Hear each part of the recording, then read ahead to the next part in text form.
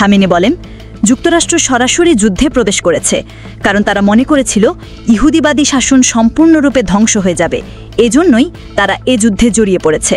এর আগে সামাজিক যোগাযোগ মাধ্যম এক্সে এক পোস্টে জায়নবাদীদের বিরুদ্ধে জয়ের জন্য অভিনন্দন জানান। তিনি বলেন, ভ্রান্ত ইহুদিবাদী শাসনের বিরুদ্ধে বিজয়ের জন্য অভিনন্দন। ইসরায়েলকে উদ্দেশ্য করেই তিনি এমন বার্তা দিয়েছেন। এর আগে সংবাদ মাধ্যম জানায়, ইরানের সর্বোচ্চ ধর্মীয় নেতা আয়াতুল্লাহ আলী খামেনি তেহরানে তার নিয়মিত বাসভবনে অবস্থান না করে নিরাপদ বাংকারে অবস্থান করছেন। তবে যুদ্ধবিরতির পর থেকে তার আর কোনো খবর পাওয়া যায়নি।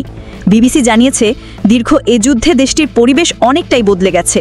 ফলে প্রকাশ্যে এসেই দেশের পরিস্থিতি দেখে বড় ধাক্কা খাবেন খামেনি। প্রতিবেদনে বলা হয়েছে, যখন খামেনি প্রকাশ্যে আসবেন, তিনি একটি সম্পূর্ণ ভিন্ন দেশ দেখতে পাবেন। তিনি যুদ্ধবিধ্বস্ত, ক্ষতবিক্ষত এবং গভীরভাবে ক্ষুব্ধ ইরান দেখবেন। ৮৬ বছর বয়সী খামেনি যুদ্ধের সময় প্রাণনাশের ভয় গোপন বাংকারে আশ্রয় নেন। সেখানে সকল ধরনের ইলেকট্রনিক যোগাযোগ থেকে বিচ্ছিন্ন রয়েছেন তিনি। এমনকি শীর্ষ সরকারি কর্মকর্তারাও তার সঙ্গে যোগাযোগ করতে পারছেন না। মার্কিন প্রেসিডেন্ট ডোনাল্ড ট্রাম্প ও কাতারের আমিরের মধ্যস্থতায় ইরান ইসরায়েলের মধ্যে যুদ্ধবিরতি হয়েছে।